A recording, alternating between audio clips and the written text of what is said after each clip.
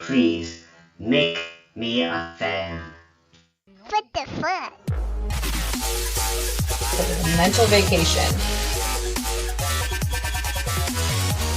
Makes me seem like a horrible individual. You are. Yeah.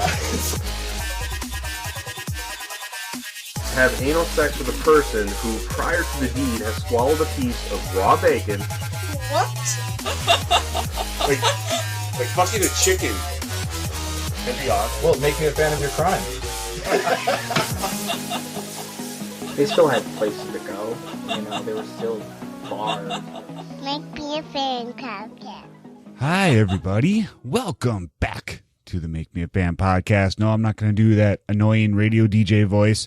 I am just going to announce this episode because it's a very special episode. It's a crossover episode with our good friends at the What If podcast. You can find them at podcast_what if on Twitter and what if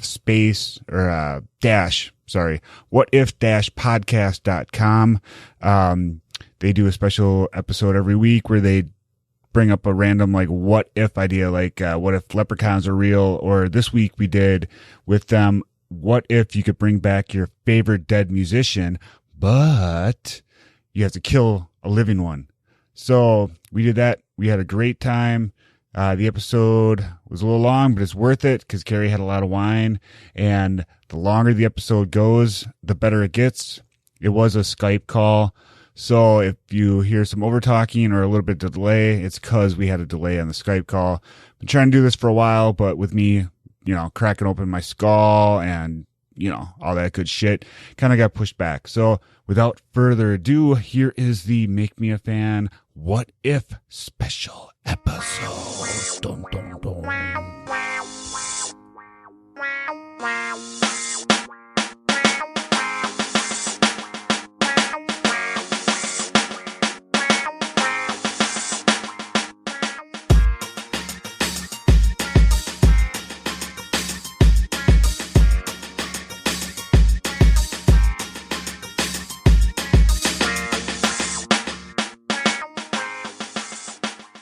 Awesome. Yeah, sorry about the lateness, guys. I put a video card in my machine this morning, and it was having some driver issues with Skype. Oh, no problem at all. I've been having a lot of issues with Skype the past couple of days trying to get this shit to work, so it's all good. Modern technology at its finest. Right. So, yeah, I'm here with TJ and Carrie. They got to share a mic. Hi. Hey, we share one all the time, so Yeah. So, Hello. that's TJ. Yeah, my computer will only allow me to have two microphones, even though I read that Windows only allows you to make Skype calls with one. And actually, I had three working, but one records with the Skype call, and it's super quiet, so you guys wouldn't be able to hear. So we're sharing, whatever, fuck it. that's cool. It's all good. So, Yeah, that's why we have such weird audio in some of our episodes, because we sort of lean away for the mic and forget that we're sharing a microphone. So it's like, hey, so It's weird. It's like it's been getting progressively better at the beginning when we listen to it. Don't get me wrong, we're like happy that we started recording, but the more we listen to it, we're like, oh, okay, that's a little bit better. It sounded horrible at the beginning. yeah. yeah, I got the same problem when I first started the podcast, and it was just me getting drunk talking into my phone, and not very good podcasting. And you had headphones. That wasn't a bad instead of- episode. That first one, I heard it. Yeah, it's pretty good. Yeah, but yeah, we live, we learn, The only way to get better is to practice, right? So Exactly. yeah. Well, yeah, let's get into it. Let's cross glad- over. Let's cross streams. Cool. I'm glad to hear you're doing better, bub. Yeah. Yeah, thanks, That's guys. noggin. Yeah, I appreciate all the kind words on Twitter and whatnot. I appreciate it. My head's slowly getting better. Oh yeah, I think No you more guys brain were the stuff leaking ones out or anything like that, right? that were commenting on his picture. Yeah, I think they did. They were, they tweeted on Twitter, with Brody and then with my head. They were pretty cool with that stuff. Yeah. Thank you for your support for him. Not a problem. No worries. So yeah, I think we got a little bit of a delay. So hopefully we won't talk over you guys. We'll try to remember Oh, no, that's that. fine. You can start using radio code over, Right? 10-4, good buddy. Yeah. But so what we had planned to do with you guys was to do a what if of what if you could bring back your favorite musician from the dead, If you did that, then there would be a caveat, however, to that if you brought back someone from the dead, your favorite musician from the dead, that you would have to go ahead and choose a living person, and it doesn't have to be like a musician. You have to choose a living person to go ahead to take their spot place. as dead. Yeah. Which kind of makes it interesting and fun. Oh yeah, we thought it had to be another musician. That's what. Oh no, you can have anybody you want. Yeah. Does anyone that you think that's useless and is But taking a box? if you've already picked musicians, that's fine. That's okay. Fine. Yeah. I would still go with the person Because that there are a picked. few musicians I could deal with that too. Yeah. Oh yeah. If it's easier, we can just do it that way too, because I feel the same way. Yeah. I'm still on the fence on who I'm picking, but it'll probably Same be here. a musician. So Same here. I'm arguing right now between in my mind between proven talent that just left too soon versus promising talent that kind of got taken away too It was soon. gone too early. Yeah. yeah, I got you. Yeah. But so how do we want to do this? We want to just dive right into it and start. Have you guys do yours first, or do us first, or whichever, or what? Yeah, I don't know. We could draw straws. I don't know. It's your guys' format, so you decide. Let's do a ping pong time style. We'll do one. You guys do one, and then the other one will go, and then the other two can go that way. Since there's a uneven kind of match here. Actually, why don't you start, and then since it'll go back and forth. Yeah. We'll just do it that way. Yeah. All right, cool. So, Carrie, TJ, who should start first out of us? You guys do Rochambeau. You, Sean. You are the host. Me? Yes. I haven't even decided yet. God damn it. Oh, well then, I don't care. You pick. You're the host. All right, why don't you go, Carrie? No. Ladies first. No, I don't even know. No, I don't know what I'm doing. No, TJ can go first. I can go first. That'll be fine. All right, go ahead, Teach. Who All do you right. got? So, I'm going to give a little. Here, move a little closer. All right. So I'm going to give a little preface first. I had a really hard time with this, mainly for the fact that all the bands that I listen to nowadays, I mean, I listen to like metalcore and metal type music. So I never really listened to the old bands from like the 70s or 80s that, influenced a lot of the bands I listened to. So it was kind of hard to find a musician that I wanted to bring back. So I basically went with somebody from a band I actually do listen to that had a band member die. And that was the Rev from Avenged Sevenfold. Oh, yeah. I've heard of him, yeah. Yeah, he's their drummer. He ended up basically dying of an overdose. So he mixed Wow. like Percocet. Never hear about that. Yeah. Percocet, Valium, and alcohol. Yeah. And let's see, he was 28 when he died. He died on December 28th of 2009. Oh, wow. Yeah, so, I mean, I guess fairly recent.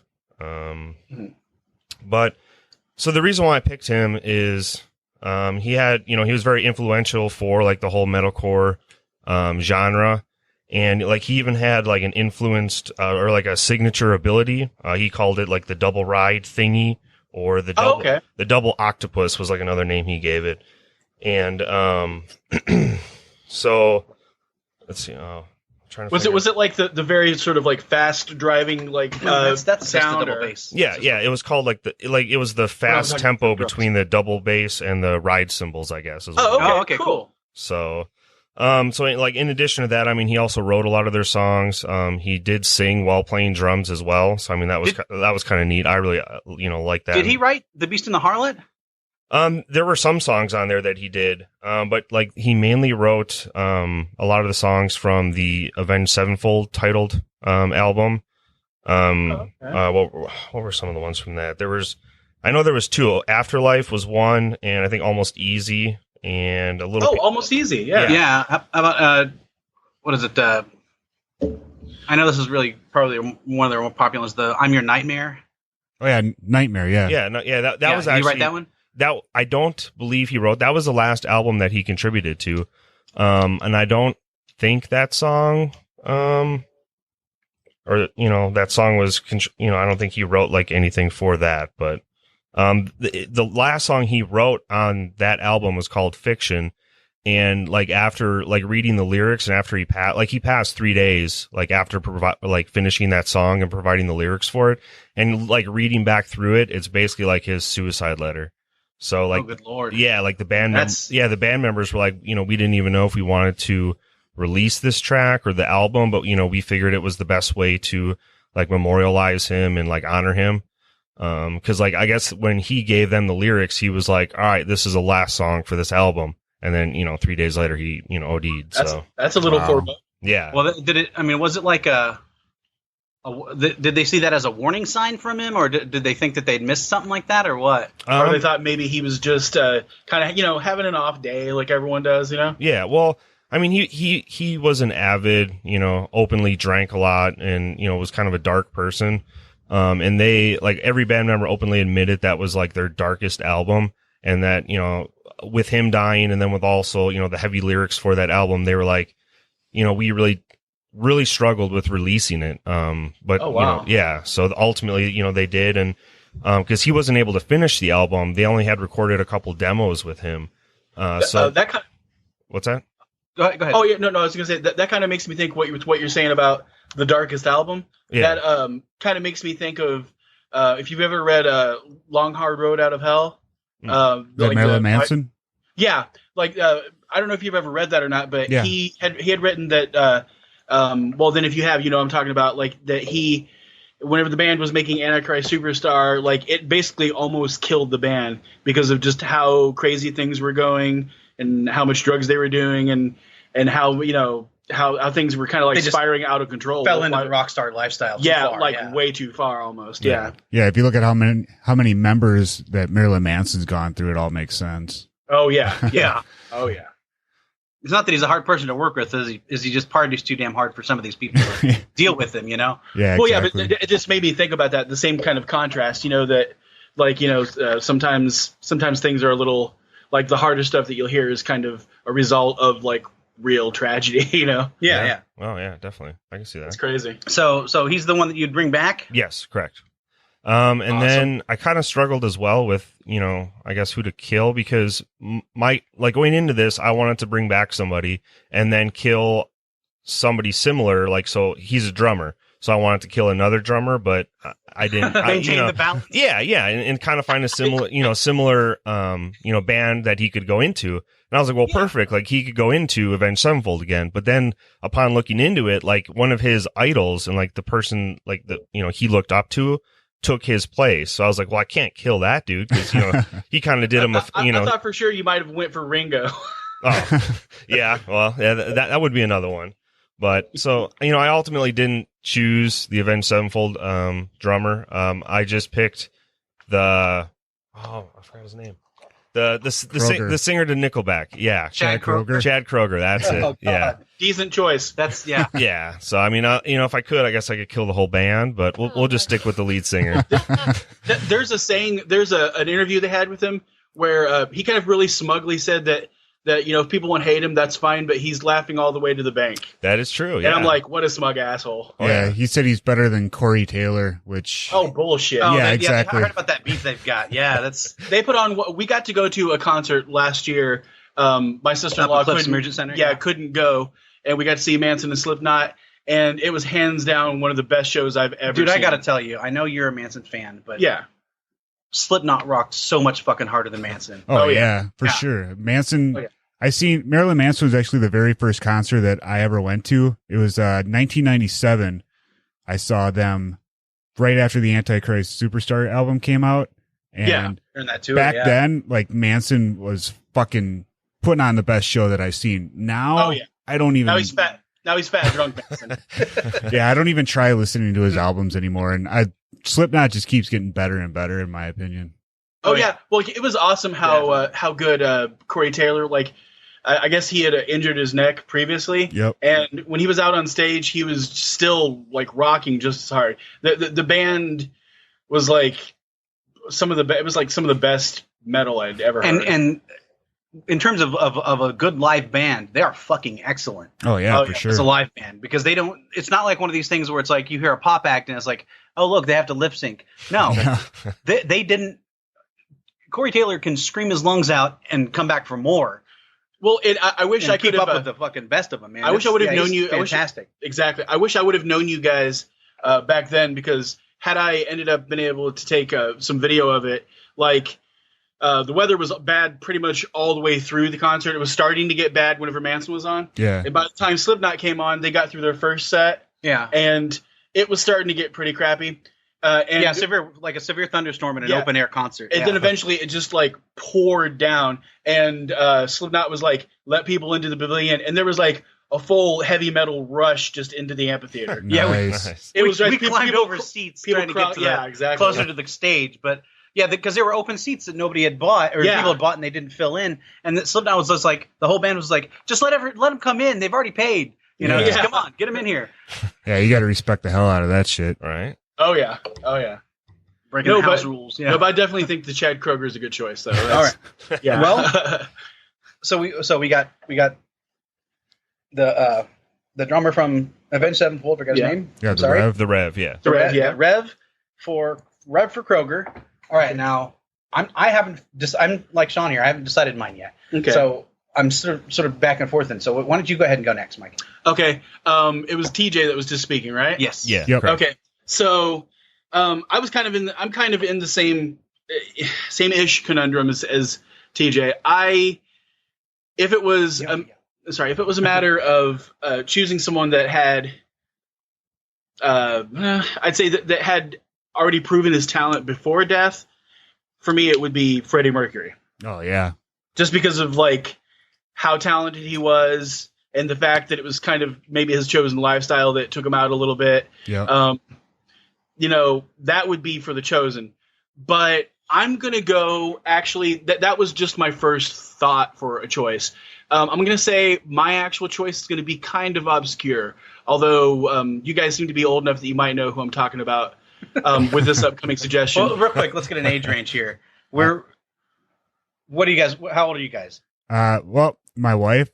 Do you want me to say your actual age? Or? Never ask a lady her age. Come on, man. She's younger than us. I'm 30. I just turned 30. Yeah. TJ. Sorry, that was really loud. I'm 30 as well. And I just turned 36. So, okay. Yeah. So I like him young. I'll be 37 in about 2 months. And I'm 38. Yeah. So we're sort of in the same boat here. Okay. We're sort of like 90s bands. Yeah. Yeah. We just got the whole gamut of decent music from the 70s to the 90s. So 2000s even too. Yeah. So having prefaced that, I would say my choice is kind of the person that I'm choosing is Jeff Buckley. I don't think I've ever heard of him. Okay. Have you ever heard Hallelujah? The song in Shrek? Yes, I thought I recognized that name, and I know it from that song. Is that the one that Leonard Cohen did? Yeah. Yes. Yeah. Okay. Yes, it's like one of the better versions of Hallelujah ever done. Yeah. And he had a really blossoming career that was getting ready to go ahead and hit mainstream, and not even just a mainstream sound. Like, he just generally had a really good voice. He was right at the precipice of like whenever you could be like a songwriter kind of in the 90s, but also grunge was kind of coming around too. So you had these people that kind of teetered on the edge between that. Like R.E.M.? Yeah. Okay. And he hit a very sort of just like clear, soulful, almost sort of like rock adaptive voice. And I think had he not chosen to walk into the St. Louis River on the fateful day that he passed away, that we probably would have heard more of him and everything. I'm sorry? I was going to say, how did he die? Did he drown?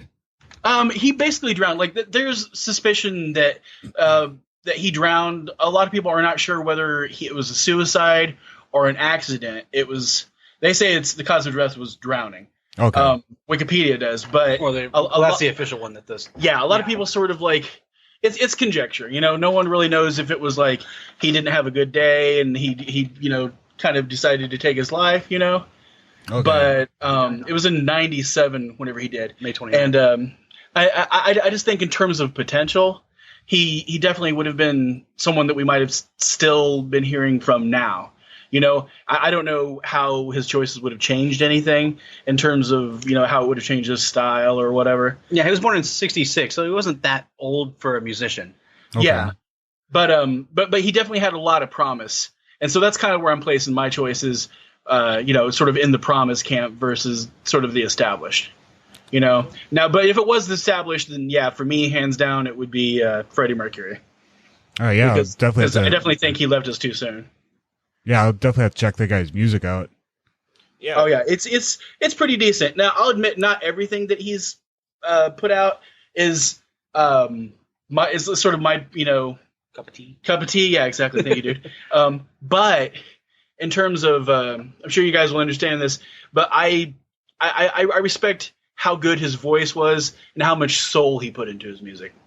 Because you can have some people that like are good singers but don't really have any soul. They're just sort of going through the motions. Yeah. And he seemed like he was really just sort of like into what he did, and how that really kind of might have been the downfall of what caused him to, sink into depression, or caused him to make the decision to. He put too much of himself into his music. Yeah. There's some people that do that, Yeah. And it sort of consumes them. Well, with any artistic endeavor, I think sometimes that can be the case. You get too emotionally involved, or maybe you just are an emotional person to begin with, and that's why you get involved in that. Yeah, for sure. Yeah, that's what killed Ledger. Oh yeah, Right. that and the Olsen twin. Sean, no. Yeah. All right, so who you bringing back then? No. All right, who are you killing then? I'm sorry. Who are you killing? no, it's cool. Well, my original answer was going to be Bieber. That's my person. His stuff has gotten a little bit more bearable lately. Yeah, it's gotten yeah, I'll agree with Josh. It's gotten bearable. He's growing up and maturing. If I had any choice of someone to kill at the moment, if it's musically, I'm going to say really anyone that does mumble rap. like I don't mind rap, I'm a fan of all different kinds of rap, but either you're going to display your talent, or you're just going to mumble and then rhyme something at the end, and that doesn't make any sense to me. There's so many tweets from the Black Lives Matter people. That's like Carrie's favorite kind of rap. Well, yeah, I was gonna say, what's an example of mumble rap, like an artist? Oh no, I know. The Bougie song. Oh, Kinga. Kinga's one of them. Kyga. Well, not Kyga. No, I think it's Kinga's actually the guy's name. Bougie song. That's like super. I don't know what bougie means. Bougie. I just learned what it meant. But do you guys know what I'm talking about? That bougie and something. Google. Hey, TJ, Google the Bougie song. Mumble rap artists. Help us Google. The Bougie song is legit because he's like high on whatever the fuck he's rapping about, and it's like it sounds like nothing, but it's catchy. No, Future. That's not it. Future's a good example. Okay, I know Future. Yeah, I know Future too. Yeah, don't get me wrong. Like they're, I get it that some of it's Fetty Wap. I get it that some of Fetty Wap, some of it's just sort of like a thing, and some of it is catchy, but like I've got Bankroll Fresh. If you can't Thug. Bad and Bougie. That's what it's called. I'll let you go through the list, Bob. Johnny Cinco. Key. That's the mumble rap. That sounds like an anime title. Gucci Homie Quan, Chief Keef. Chief Keef is my Gucci Mane. I am way too white. I have no idea what the fuck's going on. Gucci Mane, I can handle. I can handle Gucci Mane. But mainly, my thing is this: is if you can't beat someone just like in a rap battle, if you can't just freestyle, flow. That's what you need. You flow, then you just need to hang it up. Yeah, quit being a studio gangster. Said the white guys from Indiana. Yeah, said the white guys from Indiana. Exactly. Oh, that's awesome. I have to make a wine run. All right, Carrie's grabbing some more wine. We're gonna keep going though. Don't tip over the table. Careful, dear. Yeah, that's okay. We're hitting the Jim Beam honey. This is me and TJ's first sober podcast because I can't drink while I'm taking Percocets. We will drink for you. There you guys go. Yeah, thin out my blood and it'll keep the fracture from healing. So that would not be good. Yeah. No. All right. Don't take aspirin either, right? So. Aspirin I can take. No, aspirin I can't take. I can take Tylenol. Yeah. Tylenol's what you can't. Yeah, because the aspirin's a blood thinner too. Yep. So, all right. Here Carrie comes. So, do you want to go next, Carrie, or you want me to go, or? I can go next. Okay, go ahead, Carrie. She's putting her headphones back on. She's doing her hair. You guys aren't getting echo, are you? No, it's just a slight delay. That's all. Okay. Just making sure our microphone isn't picking our speakers up because my computer doesn't let two headphones be plugged in. It'd be funny if it was one of those things where you're like, do. Wait, are you guys getting an echo? No, they're just making sure that we're not. Okay, cool. Yeah, I know you guys sound really good, and it looks like everything's picking up really good on my computer. So $30 well spent. I love this microphone. yeah, you can get headphone splitters for like $5. Yeah, I've off got Amazon. one lying around. I just could never find it because I moved like 3 times since I bought the thing. So it's like I don't know what the fuck they are. You know. All right, I do get a gotcha. mic splitter if we get another mic. It's just staying organized is a big deficit of mine. Yeah, I know how that goes. I can help you with that. I'm good at organizing. The only thing that's well organized in my house is like my video game collection. Oh gosh. There you go. I have over 500 games, and they're all in alphabetical order and by system and shit. Holy but it's like shit. my room looks like a mess. Well, you used to manage at a video game store, so Oh, Yeah, but I mean, okay. I was gonna say I have like maybe 25, and I thought that was a lot. That is a lot. I used to have a sizable amount, and the pawn shop has many of mine. Oh man. Oh. All right. Go ahead, Carrie. Sean, you also have like 6 drawers full of comics, don't you? 1, 2, 3, 6. Yeah.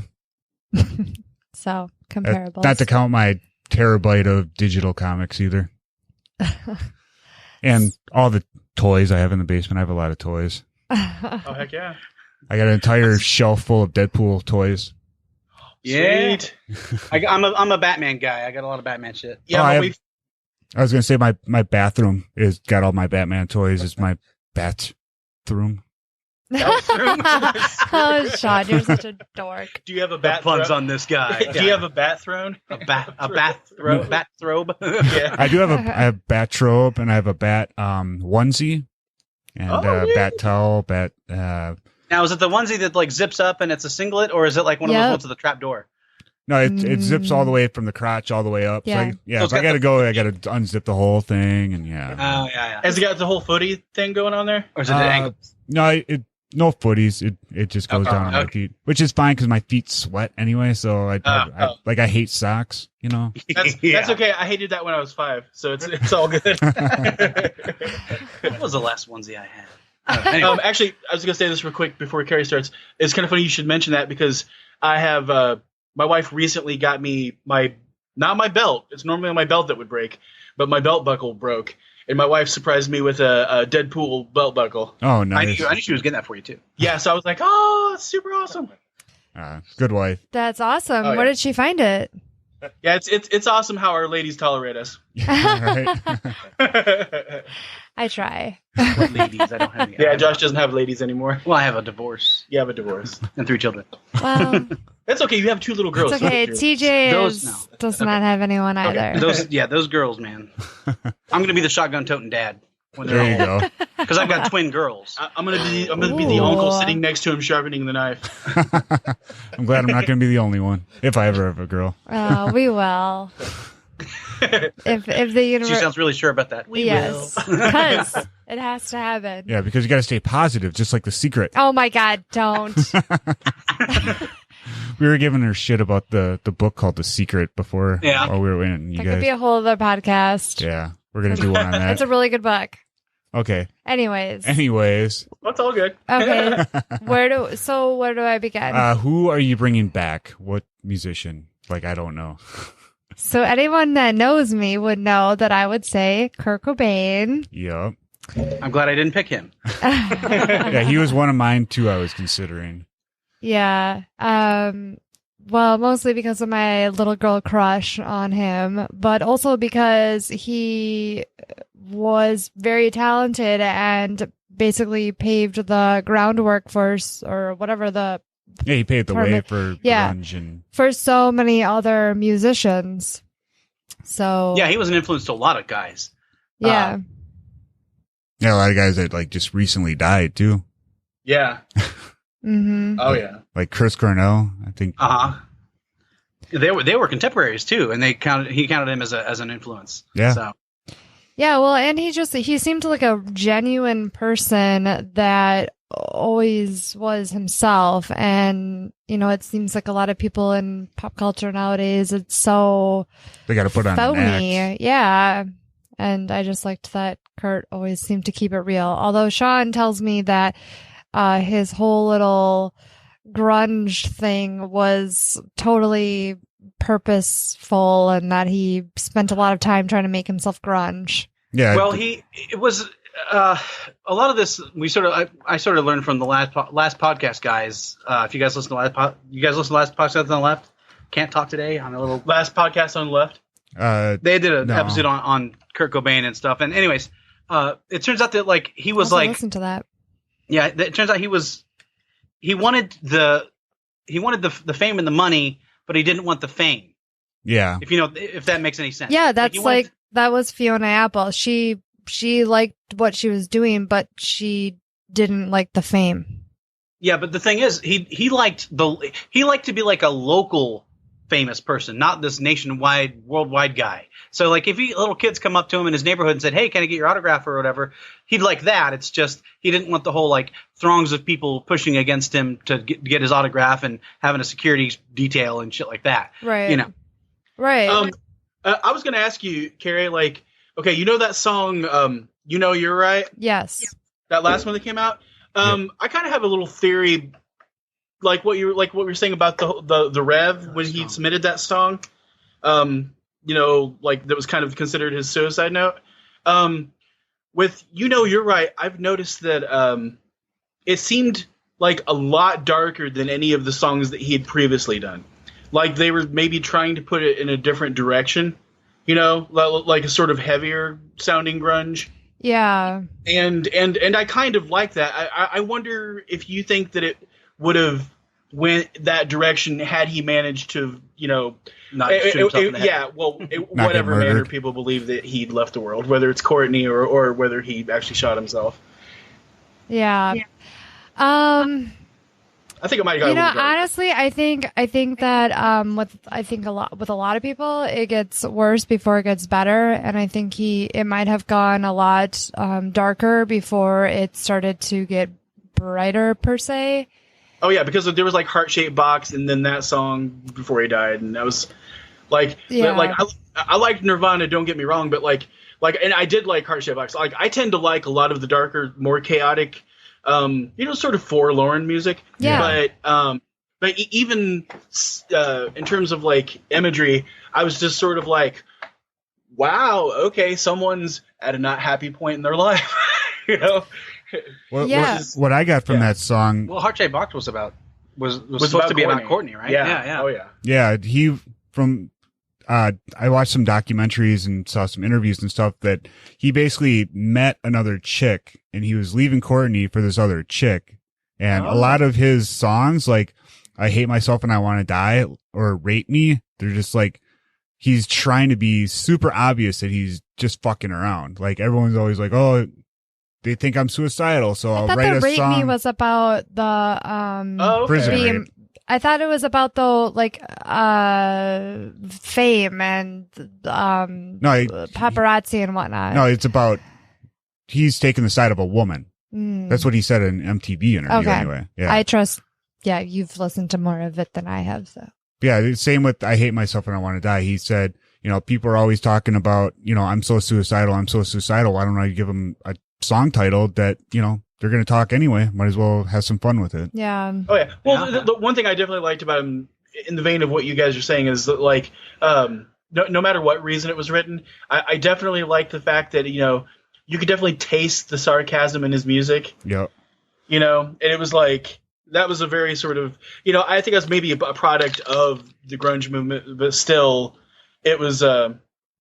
It was kind of nice for that era. It seems like you don't get quite as much of that nowadays. Everything seems so overly produced or poppy, too clean. 100%. Yeah, for sure. And that's why I feel that if Kurt Cobain were maybe still around, like it makes me wonder what the direction of music may have gone in. Yeah, we wouldn't have the 80s making another comeback. Because the 90s would still be somewhat popular. Well, the 90s is making its comeback and has been making it, at least in fashion. Not music really, but I think that pretty much after the 90s, I think music just kind of started going downhill. Yeah.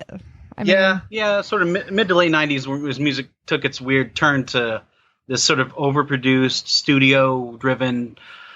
Fucking auto-tune crap where anybody with a half a $500,000 can make a record. Right. Well, that, and on top of it, it seems like I I don't know. I mean, there's like pockets of bands that are still good or artists that are still surprisingly good, but it's kind of sad that like at one point in time, like in the 90s, there were like huge throngs of like talented people, just en masse amounts of talented people that like, you know, you could fill your playlist with, right? You know, iPods. Right. Yeah, you fill your iPods up with, and now it's sort of like kids it's sort of like crap. Oh, this is good. Crap. Oh, this is good. You know, and it's just kind of frustrating at times. You have to like fall back on what you've listened to the most for a while. You know? Yeah, for sure. I don't even bother listening to the radio anymore. No, neither do I.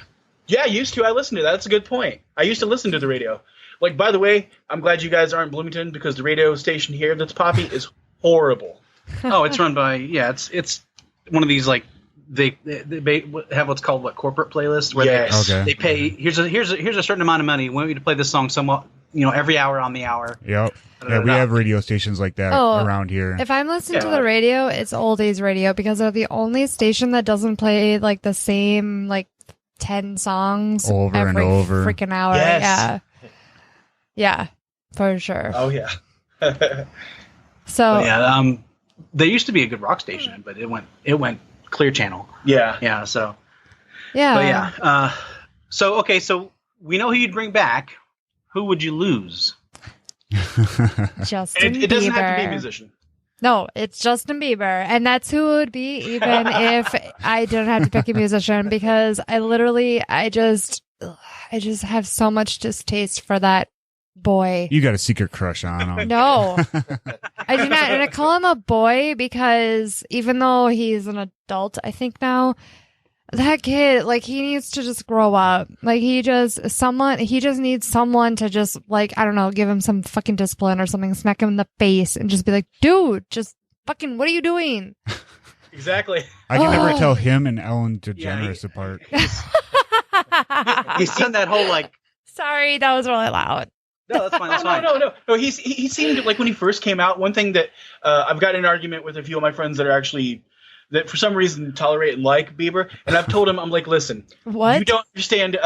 There's a few of my friends that sort of tolerate Bieber and like him, or that have for a while, and I want to tell them, you don't understand how much Justin Bieber was riding off of Usher's balls back whenever he first came out. Who I also never really liked. Yeah, me either. So that probably explains also my distaste for him, other than the fact that he has zero respect for anyone or anything, or the fact that he's this huge public figure that has such an influence on so many young people, and he just fucking doesn't give a shit. Oh yeah. Yeah, he's just living his own life instead of being the role model that he was sort of thrust into being. Right. Yeah. Well, not that. Oh, go ahead. Oh no. Go ahead. I'm sorry. No, I was gonna say, like, not that Kurt Cobain was ever a role model, but yeah, Justin Bieber. I mean, Kurt Cobain was more of a role model in the sense of how he was, not in terms of like his vices, so to speak, such as heroin addiction. Yeah.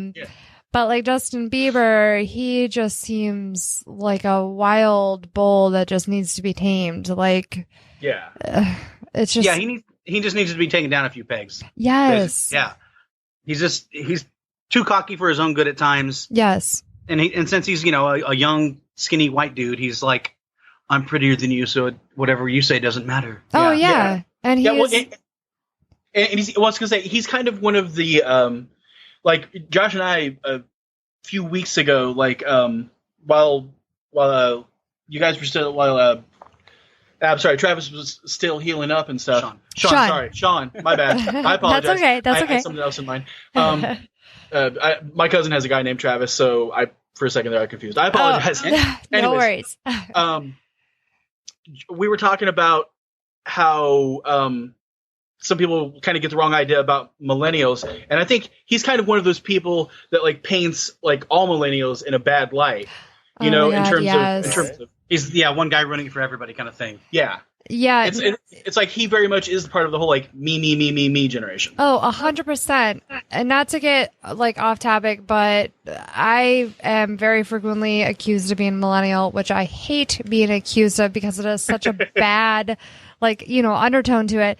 And I read this article how there's old millennials and new millennials. And basically old millennials are anyone born before, I think, 89. And the new millennials are anyone born after 89. Yeah, it's anywhere from there really is no such thing as a generation. It's just how they label it. Yeah. So the millennials can go from anywhere from like 79 to like 89 or 70 or 81 to 89. I've heard it a bunch of different ways. So, you know, so where do you get the Generation X kids and all that kind of thing? Yeah. You know, what happened to them? That's what there's going to be they're some considering the old millennials, the Gen X kids nowadays. Yeah, you know, right? There's going to I was same thing that Josh was saying. I was listening to Adam Ruins Everything. You guys ever watch that? Yeah, I've heard of it. It's on Comedy Central, right? Pardon? Yeah, is that it's a show on Comedy Central? On True TV. On True TV. Oh, well, okay. Like, he was talking about the whole generation things. He used to be on College Humor. The whole generation issue, like Josh was, and he's like, there's definitely going to be that overlap because there's some people like born in '79 that definitely their personality is definitely more Generation X, identified with the Gen X crowd. And then there's some people that are definitely more millennial. I tend to fall more in the Gen X crowd because, be honest with you, I'm just not that hopeful. Now remember back in the late '90s when the Gen Xers were the ones that were being hated on. Yeah. Now the millennials are. It's been 20 years, so there's that. Oh, that it's a recycled theme. Yeah. So you know what? I didn't even realize. I didn't know that the Gen Xers were hated on. Oh yeah. Yeah. You look back at the whole the reason Pepsi picked up the Generation Next thing was because of the Gen X stuff, and people used to call the Gen Xers the lazy generation, the next generation of losers. What do you know? That's what millennials are referred to as. Yeah, eventually we're going to become our parents. We just want everything handed to. Well, you know, the scary thing is like I don't think so much. It's not that we didn't have any drive. It's just we'd seen the generations previous to us have to jump through so many hoops and have to go through so many things and get lied to on so many levels that we were just sort of like, no, we're not going to buy that. You know, we just didn't willingly accept things. And if you think about it, the Gen Xers and the millennials are the children of the same previous generation of the baby boomers. Yeah. Right. So we're all sort of in the same boat, Gen X and the millennial. It's just that, you know, there's that sort of like the older, more mature Gen Xers have sort of gone through what the millennials are going through now. Yeah, so I think the later millennials definitely. I think there needs to be like a new millennial and an old millennial or something to differentiate like the two because Justin Bieber is so far off. The stupid ones, right? Yeah. Yes. I think the further on the time goes, that will happen. I think you're right. Yeah, I'll have to maybe Sean can share with you guys the article of this, even though this is totally off topic from what the topic of the podcast is. But it was if you guys listen to our episodes, it's completely like this all the time. It's all right. So I think it's what makes it enjoyable. Yeah, exactly. That is what Sean always tells me. And I'm like, Sean, we got to stay on topic. And he's like, no, that's not what podcasts do. I'm new. Yeah, I don't take advice from someone that doesn't podcasts. listen to podcasts. I'm new to listening to podcasts. I have a short attention span. That's true. Millennial. I thought a good name to call this the generation of the stupid ones, the social generation. Yeah. Yeah. Because they're the ones that the kids that are like that are always the ones that have their nose stuck in their phone and worry about how many fucking selfies they've got on Facebook. That sounds like Carrie. Are you kidding me? Saying, you are always on your taking phone. 16 different selfies just to get the right one at the right angle because of the time of day and all this. TJ. Or constantly taking pictures of their food. Now I feel old. That's Carrie. That is not me. Oh my God, Sean is totally painting a bad picture of me. Carrie's going to be like, or in their Batman, in their Batman pajamas, and she'll be like, "That's Sean." Right? Yeah, just look at Sean's Instagram and look at my Instagram and see who has more selfies. Sean.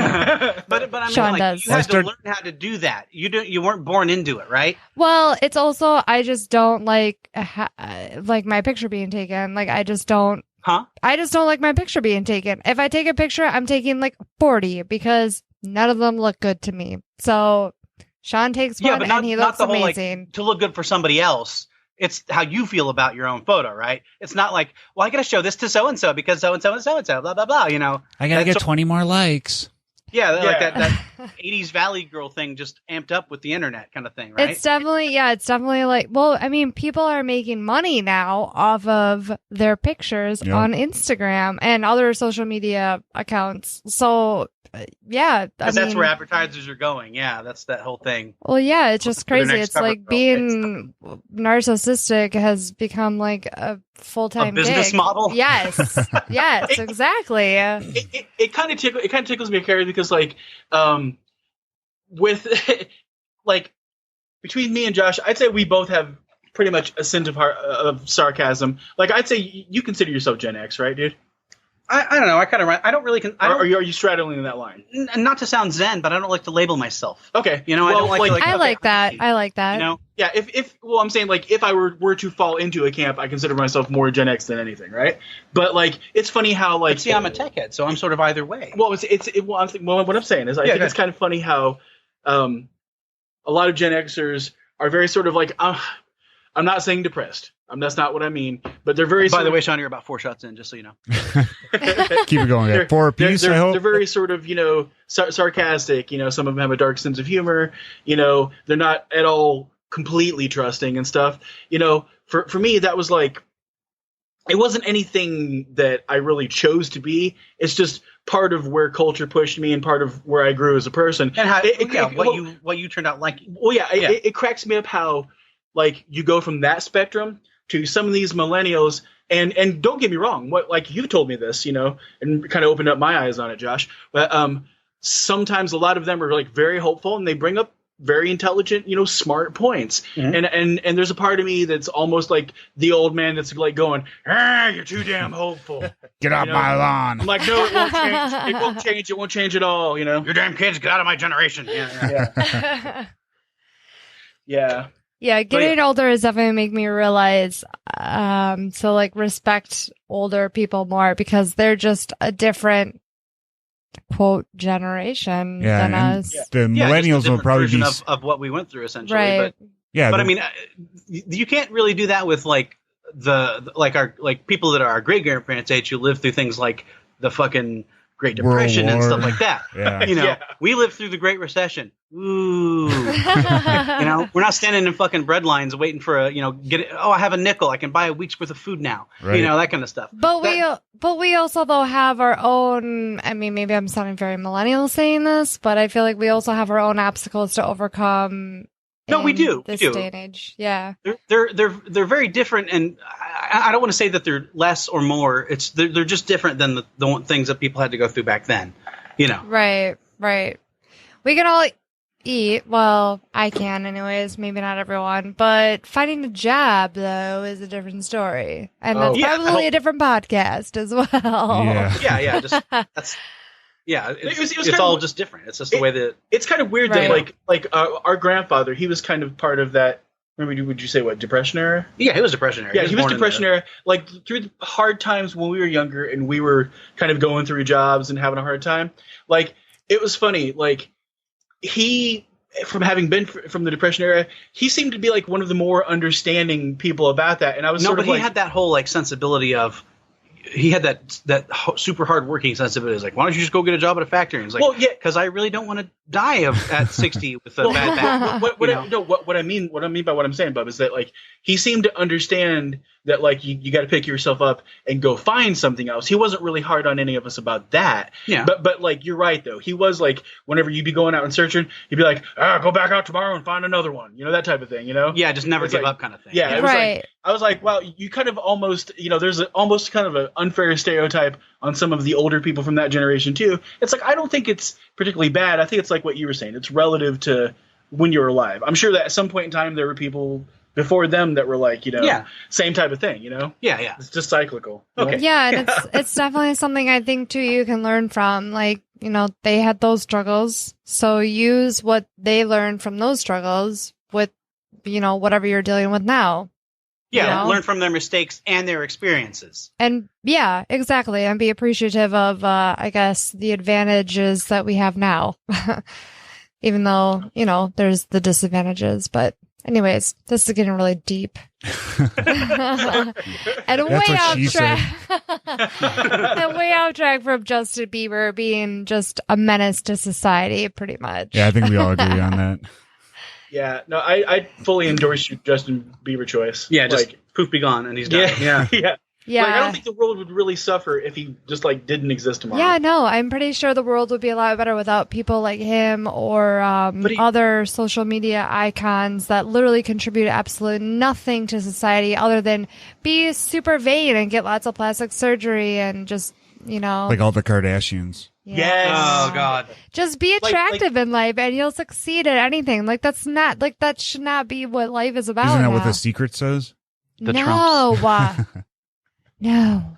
If you think you're attractive, though, you will be attractive. That's what The Secret says. Anyways. Stop nodding your fucking head. I still haven't gotten my modeling contract yet. I think I'm hot as fuck. You know? Exactly. You just, yeah.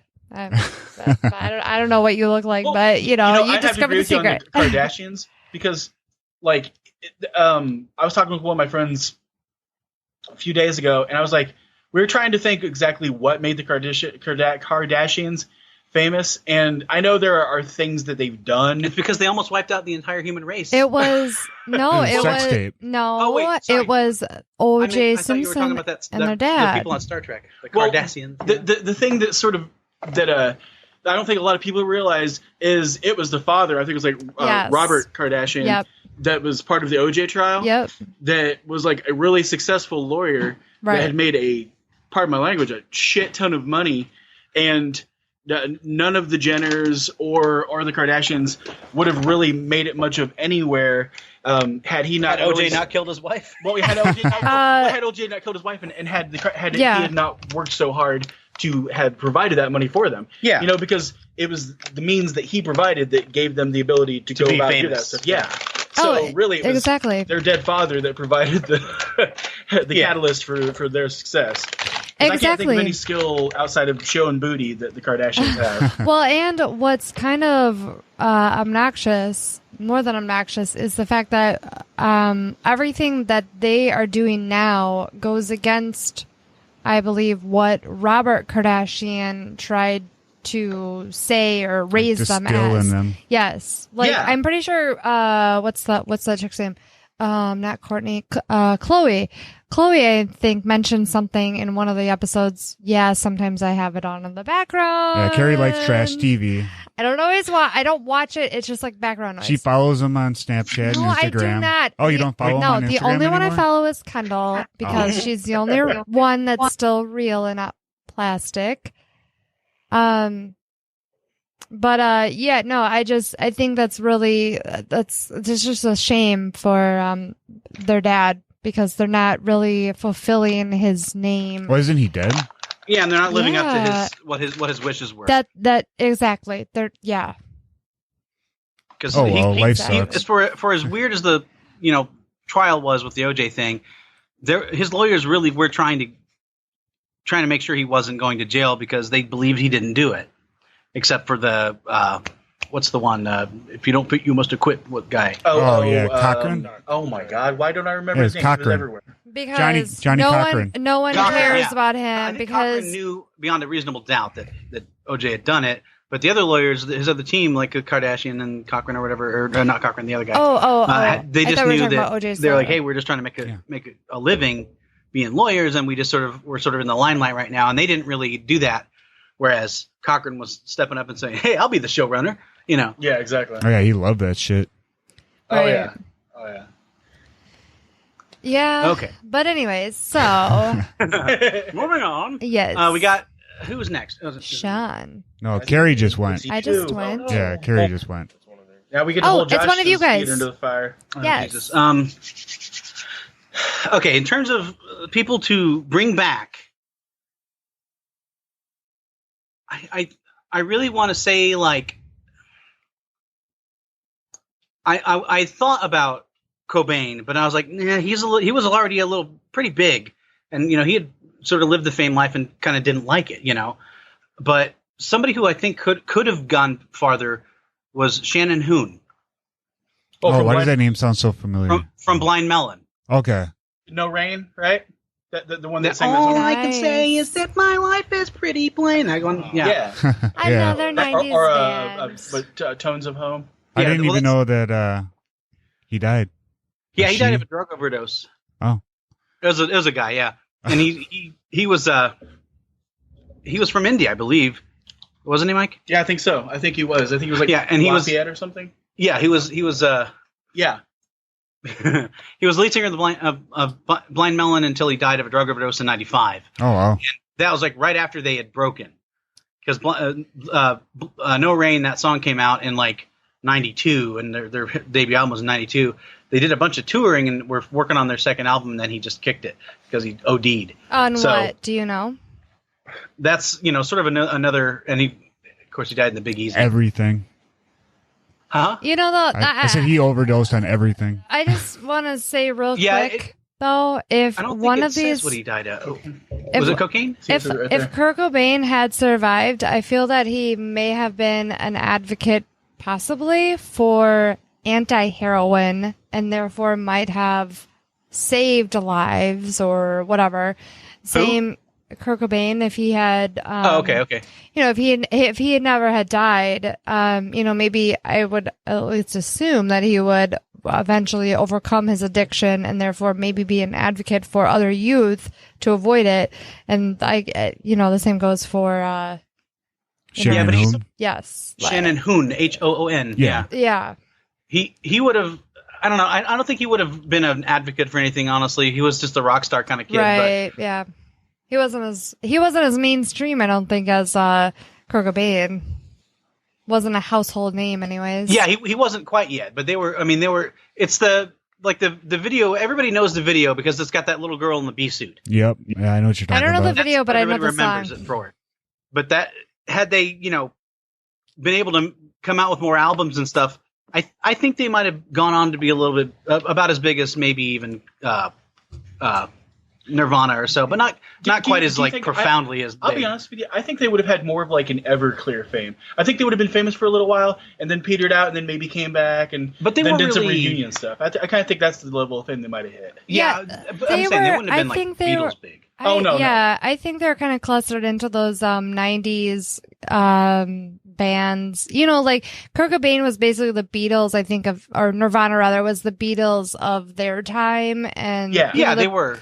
And even though the Blind Melon was kind of like a stem off of the Nirvana plant, I think, in my opinion, anyways. Oh yeah. Because they had that one. At least the only person I think that would disagree with you on that would be what Josh was saying, which would be the singers from Oasis, the Gallagher brothers. Yeah. Oh yeah. Because they always thought they were like the Beatles of their time, and it's like, no, you guys aren't even close. No. Just a bunch of angry British guys fighting all amongst each other. I was thinking Shannon Hoon, but that wasn't my choice. My choice would be. Oh my god! I just blanked on it. Sorry, it's like my choice. No problem. My choice would be In the Ether. It's floating around up there somewhere. Yeah. Nunjabes. Okay, you have to explain this because you had to. Explain a this lot to of you guys, nobody really knows this guy. He was a what do you call it? A Japanese record producer and / DJ. And if you've ever watched the anime series Samurai Champloo, no, it was on Cartoon Network for a long time there. No, I've never seen that one. Okay, it's basically it's a lot of like how the old school like hip hop when it first like Run DMC, that Grand Funkmaster Flex, all those, how they had really good like record skills like scratching and all that stuff. Yeah, and that he could work a DJ's work the ones and twos like no other kind of thing. Okay. This guy was sort of like the next generation of that, and he was so good at what he did, and he could find samples that you'd never think of things to sample and just make an awesome song out of it. And he died of like I believe it was a bike wreck. He was riding his motorcycle through Japan and wrecked basically. Oh damn! So Yeah, it was just a traffic collision. Was he wearing a helmet? You want to tell them about that? About how it's the was he wearing a helmet? His name's an anagram. Probably not if he died. Well, TJ, Or June said that. you need to wear a helmet. And all you other people out there that ride a motorcycle, wear a fucking helmet. Learn from Sean, who... Yeah, when you hit your head on the road, it sucks. Yeah. I have done that before. You I was could actually die. lucky I didn't crack my skull when I jumped off the back of the truck that one time. Yeah. Yeah. I was trying to actually- impress a girl, and I jumped off the back of a truck and smacked my face on the concrete. Oh my I promise, god. I promise I won't drone on and The on about fuck? it, but I actually kind of have a similar sort of situation to you, Sean. But your skull Yeah. wasn't. It was. It, the jaw that it was wasn't. shattered. It wasn't the skull, but like back in 2001, Did you have- I was living on the south side of town, and they had this stone overpass that was sort of at the end of a hill, and I was trying to go down it, and my bike malfunctioned, and a white car clipped me from the back, sent me into a stone overpass just on a regular bike, no helmet, 35 miles an hour into Ooh. a stone overpass. I was out of hit and run. They never caught the hit and run. Yeah, Damn. like I was out of work for 6 months. I had to have an affixator in my Oh arm my god. and my mouth wired shut Holy because shit. because I had a puncture near my jugular, and so my mouth was wired shut. I had the affixator in my arm, and when it was all said and done in the arm/wrist area, I had to have 2 plates, 6 pins, and to reattach tendon. The reason why was because on the wrist it crushed every one of my bones in my wrist and gave me Jesus a Christ. Holy shit. V-split fracture. Yeah, Oh my it was, god. So like whenever I heard that happen to you, I was like, holy shit! I was like, man, I didn't have it quite as bad on the head thing. I lucked out on that because like the doctor said, it would have killed me had I actually just hit it wrong. What saved me was I put my hand up at just the right time to absorb the blow. But So his head crushed his arm, basically. That is Oh, but on the insane. hilarious side of that is that I was having me and my brother Josh have an older brother, Daniel, and he's disabled. We helped raise him most of our lives, so it kind of put a strain on our back. When I had that accident, the issues I was having with my back, the accident actually fixed my back. It's just crushed my arm. Oh. So I was like, I got to take the good with the bad, I guess, right? Yeah, got to look at the positive side. Yeah. Yeah, exactly. If there is one to be found in the moment, right? Yeah. But back to Ninja Beast. His name was an anagram of his real name, which was Jun Seba, and so he was clever like that. He would just kind of find clever ways to redo things, and he was an up and coming star. He had his own record label and all this stuff, and it was just like he just got this traffic accident. It was right when he was like getting ready to like step into the real spotlight. You know what I mean? Yeah. So, because his final record was released after he had died. He died in 2010, and they released that final album after he had died in 2011. It's called Spiritual State, and but yeah, his best work though, if you guys look him up, Modal Soul, that's the album, MODALSOUL, and it's just like the coolest, most mellow hip hop beats. They got a lot of jazz influence in there. And just, I know it's a departure from your guys' rock stuff that you like to listen to and stuff. But, I mean, I like to think of myself as a real, kind of well-rounded guy, and I like to listen to a lot of different stuff. And his stuff, his hip-hop is like the kind of hip-hop I like to listen to. That's like, it sounds like the old, a lot of it sounds like the old early Wu-Tang Clan type stuff. Oh, nice. Just without all the cussing and disrespect women and stuff. So, All the good parts. So, yeah. Oh, the good parts, yeah. Oh, you mean like back when they had like Method Man and Old Dirty Red Man Bastard? and Method Man and ODB, Yeah. but the original lineup of that. Oh, yeah, when yeah. it was like the 12 Gates of the Shaolin or whatever it was. Yeah. 12 Chambers, right? Yeah, the 12 Yeah. Chambers. Yeah. That kind of stuff. So anyways, that's who I'd bring back. Who I would... musicians who I would let go of. The list is long. But I honestly just... I can't stand Nicki Minaj. Oh, yeah, I agree. Yes. Yeah, Oh when you my write God. Yeah. Yeah, Go she came with that fucking Anaconda song that was just like just resampling a song. Like, did she even sing in that song? All I can remember is my Anaconda, my Anaconda.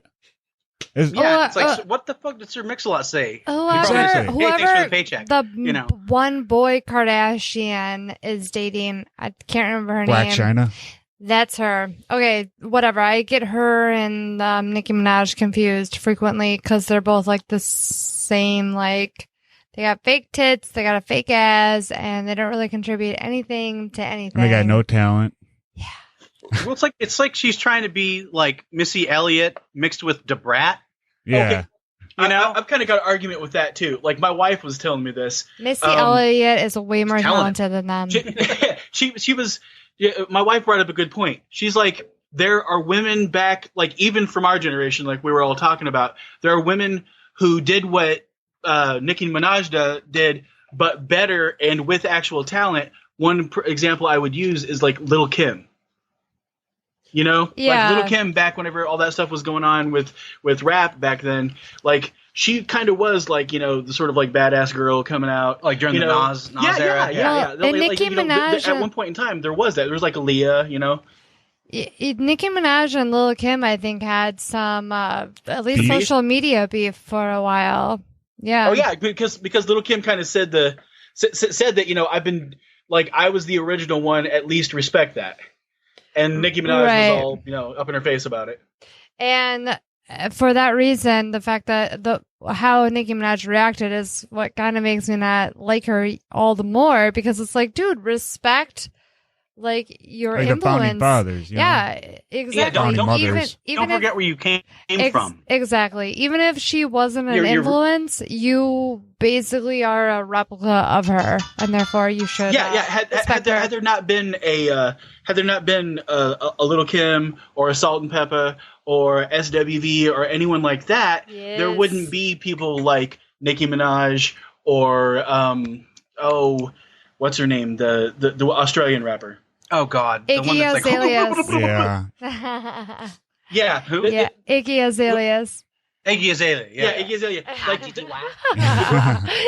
Azalea. Those girls wouldn't have a basis to work off of had those other ladies with actual talent not come before. Yeah, exactly. It's the same. I feel the same way about pretty much any other genre of music too. Like, there's always precursors, and whenever someone throws the baby out with bathwater, kind of like whenever the guy from Creed had said that they were better than Metallica, I wanted to be like, "Are you out of your mind?" Yeah. Like, respect nowadays, your Metallica predecessors. isn't even as good as Metallica. You know. Yeah, no, I'm just like, personally, I just feel that you should always just try to maintain a good relationship with people in general, especially those when you're a fucking star, and in social media in general, you should maintain your relationships. You shouldn't start drama. Yeah, and it would help them in their business exploits later in life too, because it's like, hey, I know, you know, Rick Rubin, and I've maintained a good relationship with him, even though I took a lot, you know, that kind of thing. Like, it'd be like the Beastie Boys saying Rick Rubin's a piece of shit, even though he's the one that sort of like helped them get on the map. Yeah, exactly. You know?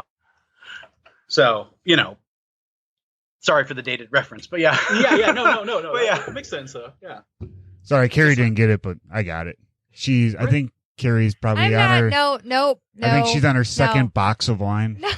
Got that living that Bronzia life. I mean, like, and Rick Rubin kind of has actually stayed true to like what you were saying about keeping your connections open with other people, because he's worked with like everyone. I think from like Johnny Cash to Nine Inch Nails to the Beastie Boys to, I mean, I think even at one point in time, like Rob Zombie. Yeah, I'm like, he's reached all across the map. Well, okay, I think he's part of the reason that Cash got to do Hurt and own it. Yeah. Johnny Cash does the best version of Hurt. Oh, yeah, 100%. And Reznor even said so. Reznor's like, no, that's his song now. I may have written it, but that's his song now. Well, you know? that's kind of like, you know, I think that's kind of a neat thing too, because like I've noticed that it's always kind of nice whenever stars tend to be humble about stuff like that. Because like if you ever listen to Snow Patrol's oh yeah, I like Run Snow Patrol. versus, oh my god, what is the name of that girl? I don't know. Go ahead and go on. I'll look it up and I'll. we got nothing to fill, bro. Yeah. Give like something, and I can maybe think of a name. I listened to Snow Patrol. I liked her. Him. Leona Lewis, them. Run? Yeah, Leoa Lunis. Oh. Leona? Yeah, I forgot how to Cutting speak. you off. Yeah. Yeah, I don't know Lewis. her. I never listened She to did her. a very, very well done version of Run. And Gary Lightfoot from Snow Patrol was like, yeah, I'm sorry, your version is like much better than ours. I hate to say that about my own song, but like your version is superior. I did not know that. I'm gonna have to look her up for that song. Oh, I yeah. never got into Leona Lewis, but if she It's covers very Snow soulful. Patrol, yeah. It's like a very soulful version. Yeah.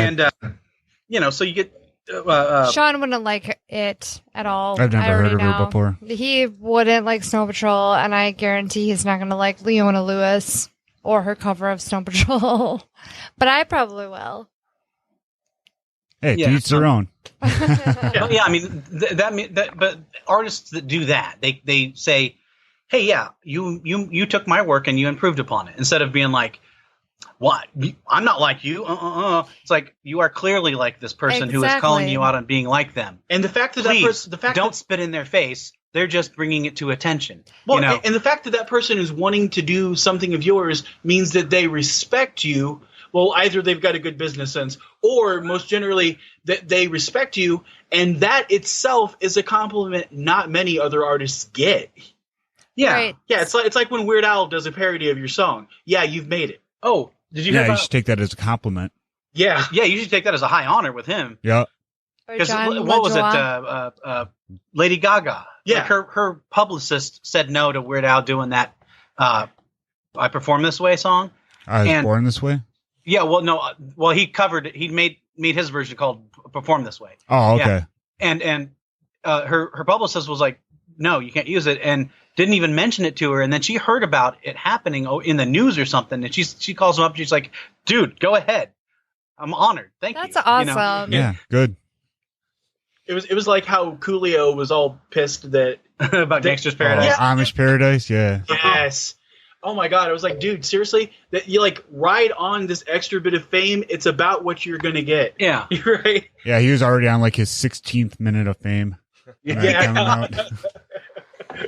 Hey, who's that ODB guy? Oh no, that's Coolio. Oh wait, no, wait. You know. Yeah. Yeah, one good song. I think that was it. I love Yeah. Amish Paradise, but I love Gangsta's Paradise first. Oh, yeah, for sure. Oh yeah. But the thing that made that song better was the guy singing at in the chorus. Oh, I've yeah. been spending most of our life living in a night. Now, see, I can sing the Weird Al lyrics. Yeah, me and Carrie always do that song for karaoke. Yes, awesome. Rather, I make Sean do it with me. Yeah, well, it depends on how many drinks I've had. Oh man, the last time I did karaoke, I got kicked out of the bar. Oh, Not You by bad sound like singing. friends of ours. yeah, and now you got to tell the story. Yes. Well, it's okay. My buddy had just gotten back from his second tour in Iraq, and this was like 2004. Yeah, 2004, 2005, right after my son was born. No, so it's 2008. Sorry. Yeah, and I said, hey, can I go and check him out, hang out with him, because he's getting ready to leave for his second tour, you know. And I said just got back. He was getting ready to leave for a second tour. He was So, anyways, we're having this going away party thing for him at this local kind of honky tonkish bar, the Office Lounge. Office Lounge. Yeah. It's a place on the edge of our town, and it's all just basically rednecks carry out liquor and karaoke. It sounds like most bars I've been to in Indiana. Sounds awesome. Wait, and it's called Office Lounge? I need to be there. But it's not very officey, but yeah, it looks like something out of a 1970s movie. What? Like Can it I- looked like straight out of like a Loretta Lynn story or something. Just Anyway. side note, real quick though, like I work from home, and my boss and I, my coworker and I, we've always discussed creating a bar that's called The Office. So I'm happy to hear there's a place called Office Lounge. Yeah. Yeah. But so yeah, they had karaoke there and stuff, and it was just like, yeah, let's sing and stuff. And we got to the point where we were, you know, we had a good amount of money into the bar there at the time. You know, we had a tab rolling and stuff, ended up spending like $350 there. Ooh. Yeah, and And, a night? For just the one night, yeah. What? Oh my god! Yeah, it's not a hotel room; it's a bar. Oh my when god! it closes, you got to go home.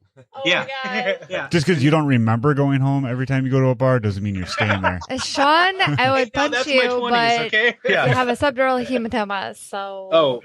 Yeah, I don't even get me started on my 20s. That Everclear story. Yeah. But so yeah. Anyways, we were doing this during karaoke, and all my buddies and stuff were like singing, and I got up there and we started singing and stuff like that, and I was just picking like the hardest rocking 80s type songs, like fucking Power of Love by Huey Lewis and the News and shit like that. You know, just stuff you just gotta like scream when you're singing. Were you picking like Bon Jovi? Yeah, no, for real. Straight up hair metal. Pretty much, yeah. And basically, the bartender who was like the owner of the bar or something was like getting pissed that I was hogging the karaoke, but nobody else wanted to get up and sing. So I think he was just tired of hearing people sing karaoke because they didn't have it happen that often. Yeah. But my buddy had to like sort of like get me in a headlock to drag me out of the bar because I was like, no man, I'm singing, it's great. I sound like a fucking rock star, dude. I should have been a rock star. Right. Yeah. What have I done with my life? So basically they didn't kick me out, but they were like, you better get him off the stage before we kick him out. So nice. But yeah. And then I ended up sleeping on his couch until the next day, and my ex-wife was calling me going, where the fuck are you? I'm like, I'm nearly dead, and I'm going to, just going to... Well, married or not married, I think we all kind of have those stories of the ex. I think we've all been kicked out of a bar at least once. Oh, yeah. Never arrested, haven't. Luckily. Yeah, never arrested, yeah, but I know for a fact there's been a few times I've had Kim be like, where the hell are you? Well, I've got an explanation, and it never ends up being a good thing, but yeah. Like not like a cheating thing, but you know what I'm saying? Like it never ends up being like a good enough explanation. Yeah. That type of thing. Usually anytime you're drunk, any explanation is not a good one. Yeah. Just be like, you know what? I'm fucking drunk, and this is the situation. I'm drunk. Deal with it. Yeah. Sorry about you, but I'm good. Is the kid still alive? Okay, good. I'll be home when I can get home. Right? Yeah. Yeah. When I can stand up without falling over, I think I'll be okay. But until then, you have a good day. Yeah, I think the craziest kind of, not to go on a weird tangent here, but the craziest kind of drunk situation that I ended up in was actually outside of the time that, like, there was a period of time me and my wife were together for 6 years at the beginning of our relationship, and we broke up. It wasn't anything bad. It was just, we both had kind of realized we had to grow up. So the practice run. Yeah. So exactly. Well, so she ended up being alone for a while, and she got married. I was alone, and so I was living with Josh for a while there, living with Josh, and then I lived on my own, and then we ended up living together again with our other mutual friend Ogre, right? Yeah. Well, one of the times that I wasn't partying with Josh and Ogre, and I was partying with my other friend Becky, who was a manager someone out where named I worked. Ogre? Sorry, I drink a lot of wine, and I'm asking you this. Oh, okay. I ended up taking and waking up, partying with my friend Becky and her fiance Justin, and they were both kind of wild, but they were good people. I ended up waking up not entirely naked, but mostly naked, next to an attractive girl in Mooresville, and I had to call my brother and my friend were at work, their respective jobs. I had to call my ex, who was still in town, to come to the place where I was in the middle of the woods with this attractive girl to come pick me up as I'm awkwardly sitting there going, did we do things? And I was like, the whole ride back, she was like, so I see you're doing well. And I'm like, I'm going to buy you lunch and we're not going to talk about this. Right? Yeah. I was like, yeah, how about we just make this a memory that we only bring up when we want to get reminiscent. That's it. I don't want to really discuss much more of it. Like, I don't know what happened. Like, I feel like nothing happened, and I'm secure enough in that feeling, right? Yeah. At least I hope nothing bad happened. Yeah. Yeah, I would have had to ask. I would have had to. Well, we both pretty much ascertained that there was just we just enjoyed each other's time. There wasn't really anything beyond that. Oh. But I was smacking myself in the face because the girl was wanting to keep in touch. And sadly enough, I was still sort of head over heels for my wife now. You hadn't been out of the relationship long enough to get over that kind of thing. Yeah. There's no need to say sadly. Yeah. That's sort of how I got with Andrea. That means you are a really good husband, the fact that you took that long to get over her. So. Oh, you can ask Josh. I moped over I do love Kim very much, my wife Kim very much. But I moped over her forever and a day. Aww, the guys were like, "Hey, get drunk with us. Come out, meet girls." And I'm like, "Yeah, I'll have fun, but they won't be Kim." And they're like, "Okay, dude, go buy a drink and get a steak." That's kind of the point, asshole. Let's get moving. You know? Well, that's good for your friends to bring you back down to like, okay, this is like reality, but it's also good of you to still have that level of respect for your ex-wife. Oh yeah. Oh yeah. Her and I have been together. We've known each other and been together for 20 years. So. Oh my gosh! Yeah. Wow. Yeah, they've known each other. They're high school sweethearts that sort of fell apart, got back together, fell apart, got back together. I'm so sorry that you guys got divorced. I think they're together. Yeah. Sorry, I'm the one that's divorced. Mike's the one that's not. He was talking. I'm gonna stop talking. I drink too much. I'm just gonna stop talking. Oh no, you're fine. That's okay. Oh yeah, Carrie has a short attention span, and that story went longer than 10 seconds, so she stopped paying attention.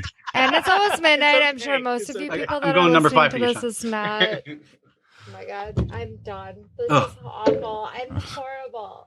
You got to talk into the microphone, Carrie. She's complaining about how horrible she is right now because she's drunk. Oh no, you're fine. You're fine, Carrie. You're fine. Lift your glass of Franzia with pride. She can't afford Franzia. Franzia is a cheap shit. What do you got? Franzia. What do you got? It's in a box. That's all I know. I don't like Boda Box or something. Boda Box. Hobo Box. Is it like Ripple, the only wine that's never seen a grape? No, it is like no.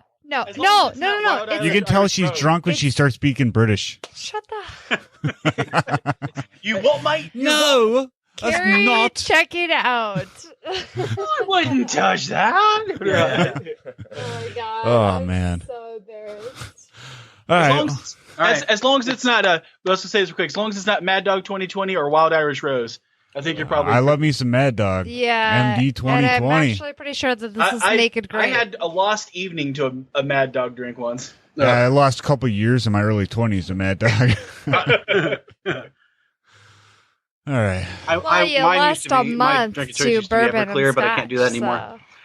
Pretty much any clear alcohol for you. No, clear alcohol's fine. I can do vodka and stuff. It's just Everclear just can't do it. No. You know what Everclear is, right?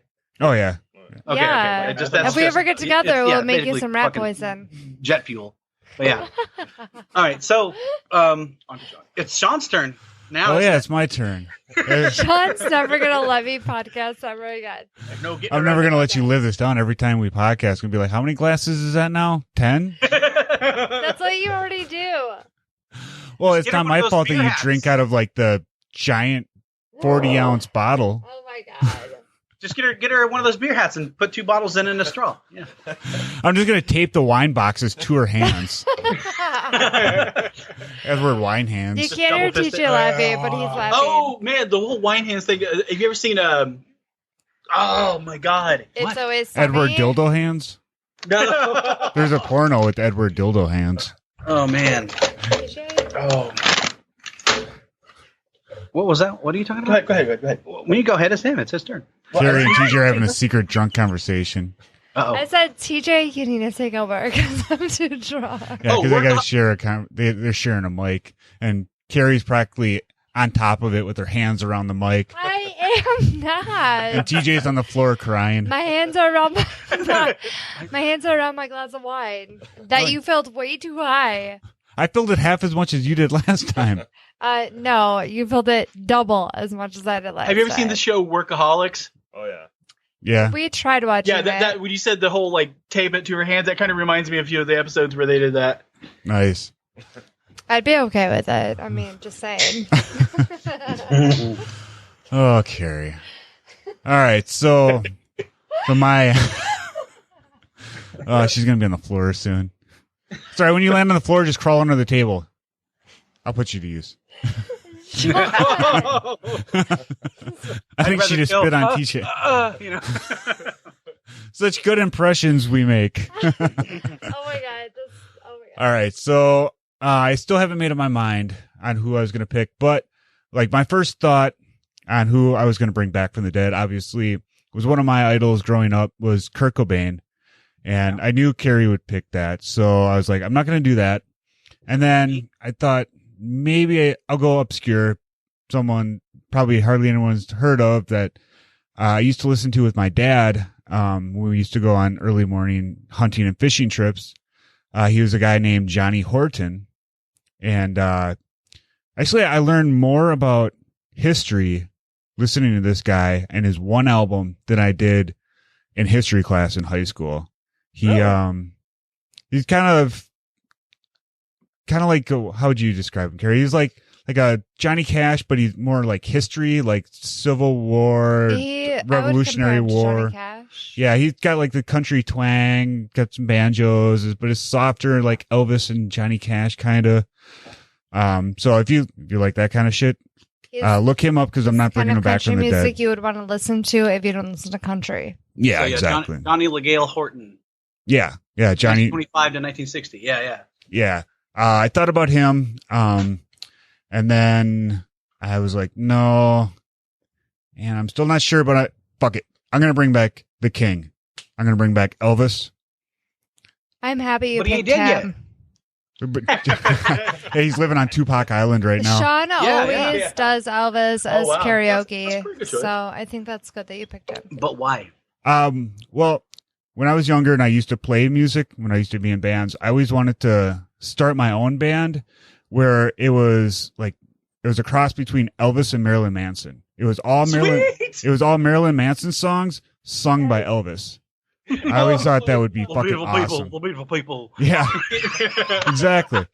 But I would bring back Elvis. Like if I had a time machine, I'd bring him back, when he first started and he was still had some, real heart and grit. And like, he actually got raspy and loud when he sang instead of just doing a bunch of fucking gospel songs and being fat and eating fried chicken. Yeah, so I would bring back like the young, like go-getter Elvis. And I would. Yeah. Like when you said that, I just pictured like him, in a very Elvis style singing like the Minute of Decay. Yeah. That would be awesome. Hell yeah. Like very much in his wheelhouse. Oh, wow. Yeah. So my original thought was I kind of twisted what we were supposed to do. So I would go back and I'd get young Elvis and I would bring him to nowadays. And then I would take nowadays Eminem and I would put him back in Elvis's place just to see how Elvis would do now, like with different bands and different styles of music. And then you got Eminem back in like the 50s or 60s, wherever I grabbed Elvis from. And now he's the guy performing in front of millions of people and how that would affect rap, moving into the 80s, Oh, yeah. Yeah. Well, I wonder if that would do better with the like race relations thing. Yeah, exactly. Like, you got the 60s. Yeah. That's a really creative suggestion. Actually, I like that. Oh, thanks. Yeah. I thought I was cheating a little bit because I wasn't actually killing anyone, but Oh no! As long as you enjoy what we're doing, I don't consider it cheating. Whatever. Yeah, that's fine. Yeah. No, that's actually I'm kind of sad that I did not think of that. Yeah, that was my very first thought, and then I had like a million other thoughts where like I'm bringing Lemmy back, fucking Lemmy's God, and then I'm like I'm gonna kill fucking everyone, and then I'm like, it was so hard to choose this time around because there are so many great artists that like have died that like. It's really hard to just pick one. I mean, it's kind of like what we were talking about where you have to choose, did they leave too soon versus were they still stars but still had even more in the tank? Kind of like the way I feel about Freddie Mercury. Yeah. I almost did him too. I almost brought Freddie Mercury back because I'm a giant fan. I still think he's the best vocalist of all time. Oh, yeah. Because his range, just his sheer range was jaw-dropping. But there's so many other guys too that like even outside of the recent like with Chris Cornell, there's so many other guys too that like had I had it in me, I would have been like, if I could have outside of just what we were all choosing, if I could have like chosen a team of people, man, I would almost want to do that because like I miss Prince so very much. Oh, for sure. You know, and Michael, you know, even Michael Jackson, even though some people weren't a huge fan of him, and there was obviously controversy in his life. No, but even in his early days, Jackson was fucking king, dude. Well, yeah, and he still got some catchy ass songs too. I think. Well, yeah. Like if you would say that like you said that oh my God! See, now I'm getting way too drunk. What if you do a time travel instead of a killing? I'm not the only one. Well, no. If it like you're saying that what was the Okay, I'm sorry. I'm stumbling over my words. It's okay. Ignore me. Like I think that Jackson was definitely one of the more consummate showmen. Oh yeah, for sure. Yeah, like oh yeah, I'm sorry. If you're saying Freddie Mercury definitely had the most voice talent, I would agree with you on that. But I think like Jackson definitely was like the consummate showman. He was more the total package. He could do everything. Yeah. Yeah, you could moonwalk. Oh yeah. Yeah, but man, it was so hard though because there's just been so many. It's been, I mean, like expected, but also just like really kind of sad how many really good artists, you know, these newer generations are going to miss out on that have passed away as of recent. Yeah, there was what was it? Like I really miss Chris Cornell right now. I've been kind of sad about that for a little while. One of the YouTubers I watch every once in a while, Mini Lad. He's sort of a younger, newer guy in his mid-20s, and they were playing the higher or lower, the Google result higher or lower. Yeah. And Robert Redford came along. You know who Robert Redford is, right? Yeah, is he still alive? You still got that gerbil up his butt? Oh no, that's Richard Gere. Oh shit. yeah. But Robert Redford, he was Heartthrob, he was in Easy Rider, he was Oh yeah, okay. Yeah, and he's a movie star a lot of people know, you know. But him and this other guy, but I guess they're both British, so it's sort of an excuse for them. But they're like, who the fuck is Robert Redford? And that just like, it's like a 10-year gap between my age and his. And it's like, what the fuck are you talking about? It's Robert fucking Redford, dude. You know? There's some college kids, like me and Josh both work out at IU. We're both custodians, right? And well, for right now, I haven't been for like 6 weeks, but yeah. Well, yeah. But you know, because I've been taking care of my dad, so yeah. But so we both work out there, and it is. I've had moments like what you were saying too, where like you'll talk to one of the students or one of them will take time to chat at you for a while. Yeah. And you'll try to like be talking about what your favorite music is. And I'll say something like, oh, hey, did you ever listen to any Nirvana? Do you like Nirvana? And one of them one time said to me like, who's Nirvana? And it blew my mind. Oh my I was God. like, you go home. But see, like I wanted to send them to their bed even though I wasn't their parents. I'm like, you go home and you listen to Nirvana. You listen to Nevermind. Alice in Chains. Yeah. And Soundgarden. And don't you come out until you know some of those. Don't come out until you're fucking sick. If anyone ever said who's Nirvana to me, I would immediately just walk away from them. And Nirvana had that hit song Bop. Yeah. All three of those Nirvana boys. Yeah. Nice boys. Yeah. Kurt Nirvana. The same thing. If Dave anyone Nirvana. ever said who's Hanson, I'd be like, what? Sorry, but I also love Hanson. Well, that's why the Foo Fighters, they don't mention their background much because they're like the current generation doesn't really know what we used to do. Yeah, exactly. Now it's like because it's like what I really like Foo Fighters. Sean doesn't. No, I do. I love Foo Fighters. I remember after Kurt Cobain either killed himself or got killed. Got killed. Yeah, when Dave Grohl started Foo Fighters and he became the front man, just like Kurt Cobain, in my 14, 15-year-old head, I was in like 8th grade. Yeah. I was like, I bet Dave fucking Grohl killed him because he was jealous. That's why you don't like them? You did find out why, right? What's that? You do know why he went ahead and started another band, right? Because he needed to get paid? No, because he wanted to continue the work that Kurt was doing because he didn't like what Courtney was doing to his name. Oh. And that's what I heard as well. But that's not why I like Foo Fighters. I respect like Dave their Grohl, music. and I think he's a very talented drummer and guitar player. But I their music. That's fine. I still like and respect him. I just don't cool. like listening to Foo But Fighters. you cringe when I put it on. No. That's fine. That's fine. Hey, they're telling me it's fine, Carrie. No. Back off. No. It's not fine. It's not fine. It's fine. How's your What? wine? It's fine. How's your wine? God damn it.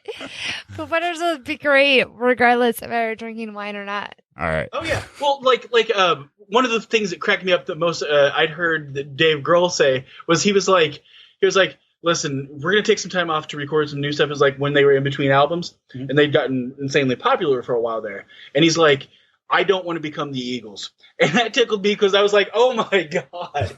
That actually, for someone who understands who the Eagles were, that actually kind of makes sense. Like, them becoming overly popular is kind of what killed the Eagles. Yeah, but I mean, the only fact that we have any real recognition of what the Eagles were is because of our mother. Yes. And that no one should ever go through that. Well, that's true. No, I only know that Eagles. You know what? People need to stop Hotel California? looking at popularity as like a reason to slow the roll. Like, just do what you do and do what you love, and just whatever comes. I mean, the Eagles, I did not learn from my mother. I don't even know how I picked up on the Eagles, but I always appreciated them. And there have been some bands and fashion styles that I've loved that have been popular, but it's not because they're popular. It's because I appreciate what they are doing or the style or whatever. Yeah, no, that definitely makes sense. Like what you like. Don't only like because, oh, that's not popular, so I'm gonna like that's so fucking hipster. You're gonna go on a Fiona Apple because rant of our right parents, now. we have a wide range of what we like. Because like everything from like what Emerson, Lake and Palmer to Paul Simon to Steely Dan to Bach. Yeah, to like obscure stuff like Bread. Yeah. Like, Cat Stevens. A lot of singer-songwriter stuff from the 70s, yeah. Yeah. Yep. Oh my God, I forgot about Cat Stevens. Yeah. Yeah, so I bought a CD by Cat Stevens when I was in high school. Ew. Carrie doesn't like burps.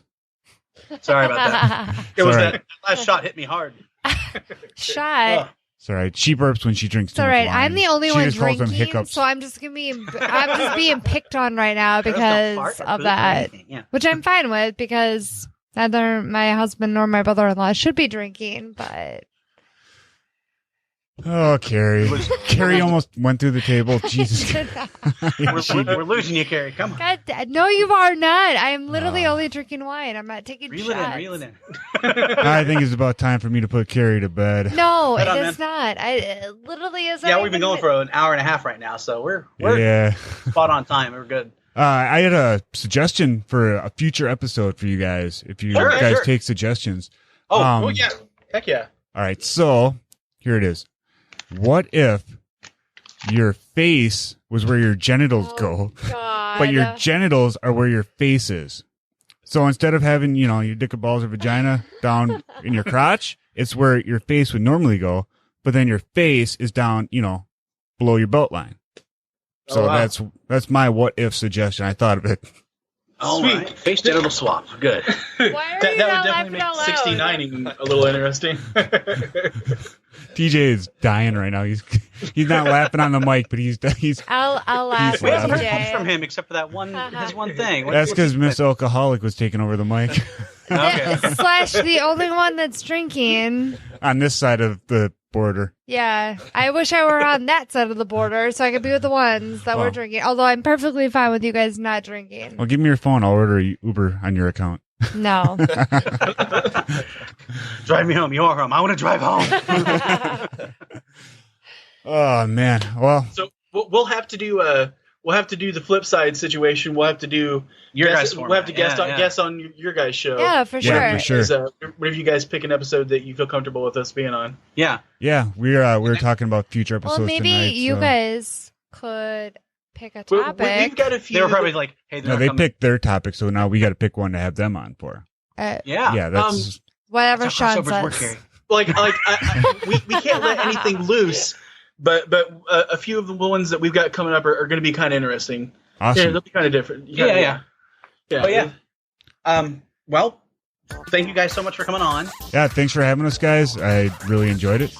Yeah. And I'm glad that we were finally able to put it together. Yeah. We have been kind of waiting for this episode for a while, and it's not your fault that happened. It's just, Yeah, it's stupid road's fault. Stupid concrete. It kind of is. I felt the same way when I had my accident. I was like, "Damn you, road! Why can't you be more like the Autobahn?" Why can't you be dirt and soft? They just need to make roads out of rubber wood chips. Like at playgrounds. Yeah. Well, the older millennials get, they'll eventually have that idea. Or they just need to invent. Never mind. I can only imagine what that I do. No, I don't know. Yeah. Okay. All right, yeah. Thank you so much for having us, and yeah, I'll get this shit chopped up and edited or whatever, and send it to you guys. Right on, man. Okie dokie. So, all right, guys, take it easy, and I'll be in contact with you. It's been a pleasure, bub. Yeah, it was great to meet you guys locally. Later, guys. All right, take it easy. Bye. Yep. We hope you guys enjoyed this special episode of the What If Podcast with J-Bats and Matt Call. And be sure to check out Make Me a Fan podcast with Carrie, Sean, and TJ. And we will talk to you guys in the next episode. What the fuck? Mental vacation. Makes me seem like a horrible individual. And you are. Yeah. Have anal sex with a person who, prior to the deed, has swallowed a piece of raw bacon. What? like fucking a chicken. That'd be awesome. Well, make me a fan of your crime. They still had places to go. You know, there were still bars. Make me a fan, Copcat.